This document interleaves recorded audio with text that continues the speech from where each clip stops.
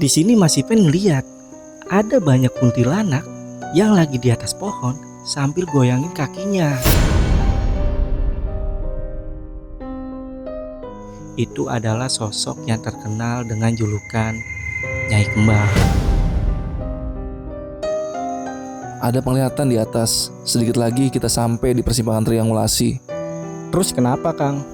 Kalau lu mau lihat pendaki yang gak bisa keluar dari duku, di situ pintunya.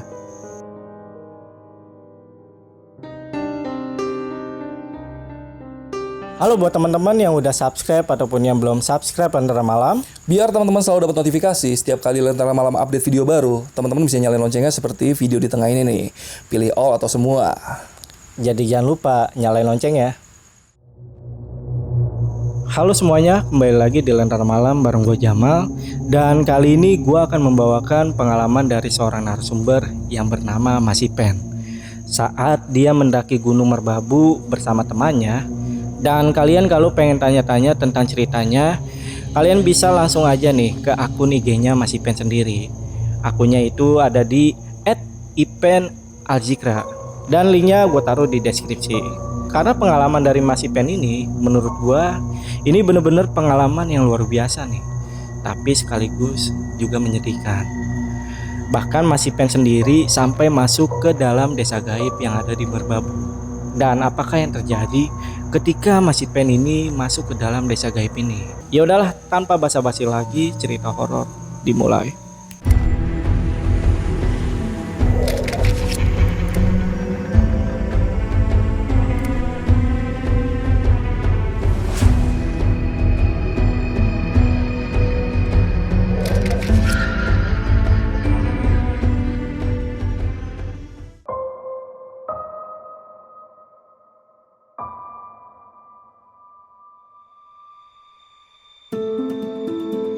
Kejadian ini bermula ketika Mas Ipen dan juga Kang Armani mendaki ke Gunung Merbabu via Wekas.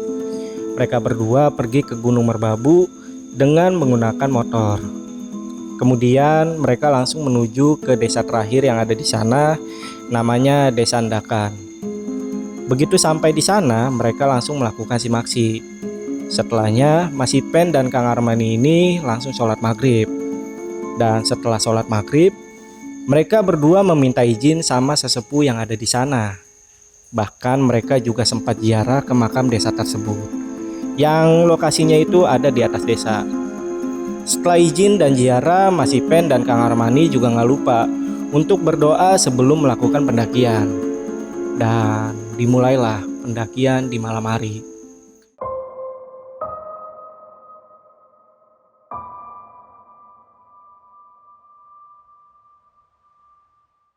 Di awal perjalanan mereka berdua ini ngelewatin persawahan warga. Kemudian mereka mulai memasuki hutan pinus yang sangat lebat, yang menambah suasana di jalur semakin gelap.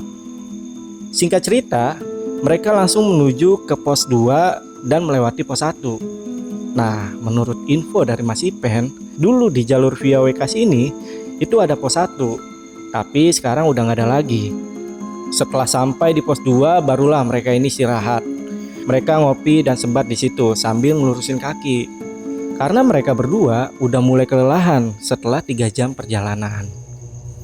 Kemudian Mas Ipen dan Kang Armani melanjutkan perjalanannya lagi.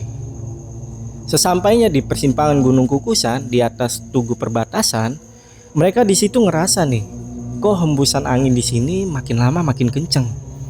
Dan begitu Mas Ipen nengok ke atas, di sini Mas Ipen ngeliat ada banyak kuntilanak yang lagi di atas pohon sambil goyangin kakinya. Bahkan mereka juga ngeliat ada sosok pocong yang muncul dan menghilang secara tiba-tiba. Jadi sosok pocong ini kayak entar muncul, entar hilang lagi, dan itu terjadi berulang-ulang. Dan Kang Armani di sini juga ngeliat. Jadi sama-sama ngeliat lah mereka berdua. Nah, kejadian epiknya gak cuma sampai di situ aja. Dari atas bukit yang gak terlalu tinggi, tiba-tiba mereka berhadapan dengan sosok anak kecil sambil nunjuk ke arah mereka dan bilang, "Mas-mas pada ngapain di sini?" setelah sosok anak kecilnya bilang kayak gitu, tiba-tiba kepala anak kecil ini putus terus gelinding ke arah mereka. Nah, saat kepalanya gelinding, sebelum sampai di kakinya Mas Ipen, kepalanya ini tiba-tiba hilang.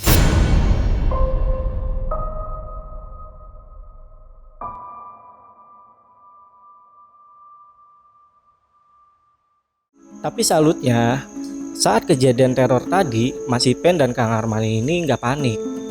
Walaupun mereka berdua ini juga ngerasa ketakutan. Mereka istighfar dan baca doa juga di situ. Akhirnya, mereka berdua memutuskan untuk istirahat di puncak kukusan. Karena kemiringan tanahnya ini nggak begitu curam.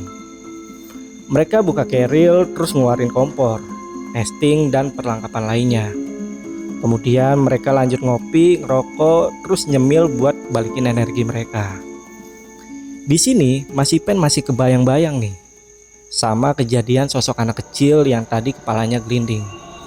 Nah, pas lagi bengong kayak gitu, tiba-tiba Kang Armani ini lari ke salah satu pohon yang batang pohonnya itu melengkung ke tanah. Menurut Mas Ipen, batang pohon yang melengkung ini itu kayak lagi diduduki sama seseorang. Tapi Mas Ipen gak ngeliat sosok apapun di situ. Ketika berada di depan pohon, Kang Armani ini berdiri sambil tangannya ini ditaruh ke dada, terus nunduk ke arah pohon tersebut. Nah, di situ Kang Armani terlihat seperti lagi ngobrol sama seseorang. Tapi Mas Ipen masih nggak ngeliat ada siapa-siapa di sana. Setelah itu Kang Armani kembali duduk, terus ceritalah sama Mas Ipen. Katanya kalau yang ada di pohon tadi itu adalah sosok yang terkenal dengan julukan Nyai Kembang. Nyai Kembang ini adalah sosok wanita yang cantik. Biasanya rambutnya ini dipakein bunga kantil, dan sosoknya ini selalu pakai kebaya merah sama kain batik yang berwarna coklat keemasan. Kemunculan Nyai Kembang ini biasanya ditandai dengan adanya angin yang kencang dan juga bau bunga melati. Dan Kang Armani pun melanjutkan ceritanya. Katanya, ada penglihatan di atas. Sedikit lagi kita sampai di persimpangan triangulasi. terus kenapa Kang? Kalau lu mau lihat pendaki yang gak bisa keluar dari duku, di situ pintunya. Udahlah Kang, semuanya kan udah pada mati. Seandainya sukma mereka bisa dibawa ke dunia kita, itu juga mustahil kan? Ya siapa tahu lu betah di sana, bro. Sebagai info aja nih soal duku yang dibahas sama Kang Armani. Jadi menurut Mas Ipen, duku atau desa gaib ini dikenal sebagai tempat para pendaki yang tersesat dan gak bisa keluar. Kebanyakan pendaki yang ada di duku ini, mereka adalah para pendaki yang pernah berbuat salah, seperti maksiat, takabur, atau sebagainya. Karena mendaki seperti yang kita tahu, itu harus dilandasi dengan ketulusan, serta iman dan juga mental yang kuat. Duku juga terbuka untuk semua para pendaki, terutama buat pendaki yang arogan, yang merasa diri mereka ini hebat ketika mendaki. Kang Armani juga bilang kalau Nyai Kembang ini bersedia buat nunjukin jalan ke duku tersebut, dan mereka berdua ini bakal disambut selayaknya tamu. Tapi kan mereka tujuannya mau ke puncak gunung, bukan naik ke gunung terus mampir makan ke rumah lelembut.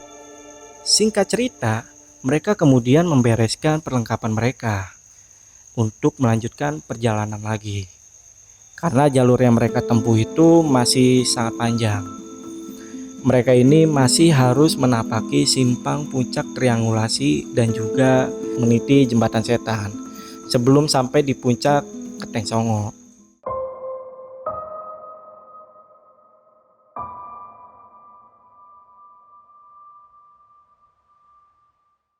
Beberapa saat kemudian mereka udah ngeliat nih jalur persimpangan puncak antara triangulasi sama Keteng Songo. Nah, di sini Mas Ipen sama Kang Armani mulai ngerasain lagi hal-hal yang gak wajar. Karena mereka berdua ngerasa kok angin kencang di area terbuka kayak gini itu cuma muter-muter aja nih di atas kepala mereka. Gak cuma itu aja, di situ Mas Ipen denger nih ada suara bisikan yang lirih dan terdengar berulang-ulang. suaranya kayak gini nih. Jalan terus, jalan terus, jalan terus, jalan terus, jalan terus, jalan terus, jalan terus. Sementara percabangan 2 jalur yang mereka lihat tadi itu mendadak hilang. Jadi mereka sekarang cuma ngeliat kalau cuma ada 1 jalur nih. Jalur yang mereka lihat ini itu lurus dan seperti ada gapura, dan terlihat samar-samar karena ketutupan sama kabut. Mas Ipen pun berhenti sambil nyorotin senternya ke arah jalur itu tuh. Terus dia bilang ke Kang Armani, "Kang, jalurnya berubah tuh." Kang Armani ini cuma senyum ke Mas Ipen. Terus dia cuma jawab kayak gini, "Kita udah sampai, bro. Selamat datang di duku." Di situ Mas Ipen langsung merinding karena perasaannya udah gak enak nih. Terus dia ngeluarin rokoknya buat nenangin dirinya. Tapi beberapa saat kemudian dia malah nyium bangkai. Dan dari arah belakangnya dia dengar ada suara gemerincing. Dan pas dia noleh ke belakang, tiba-tiba ada sosok pocong yang loncat ke arah mereka berdua. Muka dari sosok pocong ini itu hampir nyentuh sama mukanya Mas Ipen. Nah, di sini Mas Ipen ngeliat kalau muka pocong ini itu udah hancur. Mukanya ini hitam, kulit dagingnya udah terkoyak, bahkan biji matanya ini udah gak ada lagi. Saat Mas Ipen dan sosok pocong ini masih beradu pandang, tiba-tiba Kang Armani ini narik nih si Mas Ipen, biar si Mas Ipen ini gak diludahin sama si sosok pocong ini. Mereka berdua pun masih memandangi sosok pocong yang membusuk ini. Selang berapa lama, pocong ini loncat ke arah jalur yang ada gapura tadi dan tiba-tiba menghilang. Nah, menurut Mas Ipen, kalau kalian lagi sendiri nih, terus kalian dengar suara gemerincing dan suaranya itu kayak gini nih.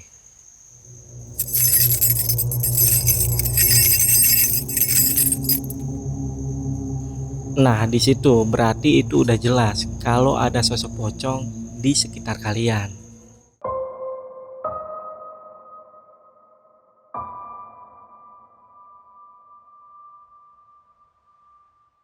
Lanjut ke cerita, jadi saat mereka berdua ini masih bengong ngeliatin pocong yang tadi, tiba-tiba dari arah jalur gapura tadi mereka ngeliat nih ada sinar cahaya dari kejauhan.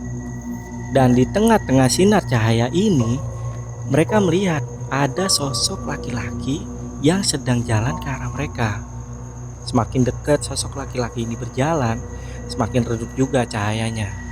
Dan setelah sudah berada di depan mereka, mereka berdua ini ngelihat dengan jelas sosok laki-laki ini. Laki-laki ini punya postur badan yang gagah, dia pakai baju hitam dan juga ada ikat kepala yang berwarna merah.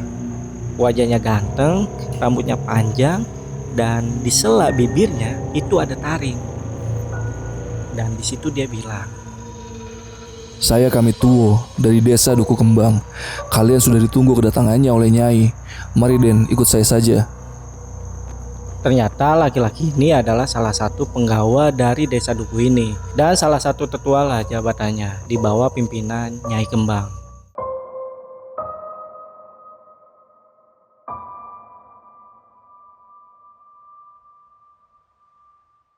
Mas Ipen dan Kang Armani pada saat itu dia nggak bisa nolak. Bahkan tubuh mereka ini seakan-akan bergerak dengan sendirinya. Mereka berdua pun mengikuti punggawa Nyai Kembang ini dan gak bisa berkata apa-apa. Dan mereka berdua masuklah ke Duku Kembang. Sayangnya Mas Ipen ini gak bisa nyeritain secara detail tentang apa yang terjadi di dalam Duku Kembang ini. Intinya di dalam duku ini, di situ udah banyak pendaki di sana. Ada puluhan bahkan ratusan lah.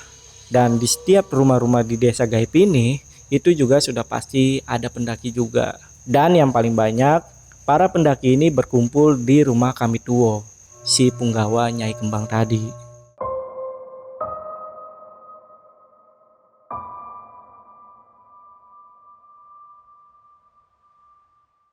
Singkat cerita, mereka pun keluar dari desa gaib ini. Anehnya, mereka keluar bukan di tempat awal mereka ini masuk. Tapi mereka berdua malah keluar tepat di puncak Syarif tanpa melewati Watu Lumpang dan juga Genteng Songo. Akhirnya Mas Ipen dan juga Kang Armani sholatlah di puncak. Dan setelah itu mereka menikmati pemandangan di puncak Gunung Merbabu. Di sini mereka juga ngerasa kalau mereka berdua ini nggak merasa lapar ataupun haus.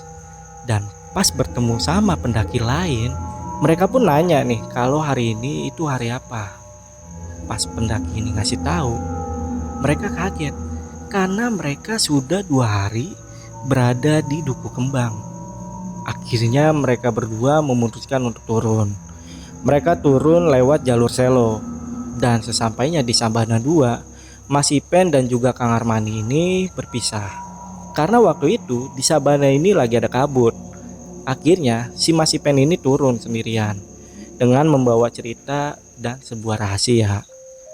Dan cerita ini Mas Ipen persembahkan untuk sahabatnya, yaitu Kang Ahmad Armani, yang sampai detik ini masih berada di atas Merbabu.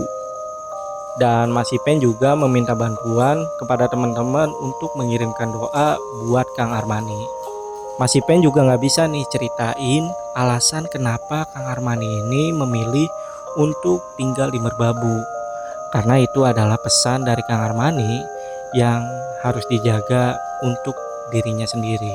Bahkan keluarga Kang Armani sendiri ini udah ikhlas melepas Kang Armani. Karena saat sudah 40 hari menghilang, di malam harinya Kang Armani ini sempat pulang dan menginap 1 malam untuk ngejelasin tentang pilihan hidupnya sendiri. Dan Mas Ipen juga berpesan, kita cukup menghormati dan menghargai pilihan orang lain. Halo buat teman-teman yang udah subscribe ataupun yang belum subscribe Lentera Malam. Biar teman-teman selalu dapat notifikasi setiap kali Lentera Malam update video baru, teman-teman bisa nyalain loncengnya seperti video di tengah ini nih. Pilih all atau semua. Jadi jangan lupa nyalain lonceng ya. Oke, itu tadi cerita yang udah gue bawain buat hari ini. Nah, di sini nih gue ada pertanyaan nih sebenarnya. Menurut kalian, apakah si Kang Armani ini itu meninggal atau dia tinggal di desa gaib yang ada di Merbabu? Dan buat kalian yang punya pendapat lain, kalian bisa langsung aja komen di kolom komentar. Paling itu aja untuk cerita kali ini, dan gue mau ngingetin sekali lagi nih, kalau Lentera Malam ini udah ada akun TikToknya. Dan buat kalian nih yang pengen denger cerita horor pendek, itu kalian bisa langsung aja follow akun TikTok kita. Ini mungkin tampilan akunnya gue taruh di sini nih. Jadi langsung aja follow. Yaudah, mungkin untuk video kali ini cukup. Gua Jamal dari Lentera Malam. Bye.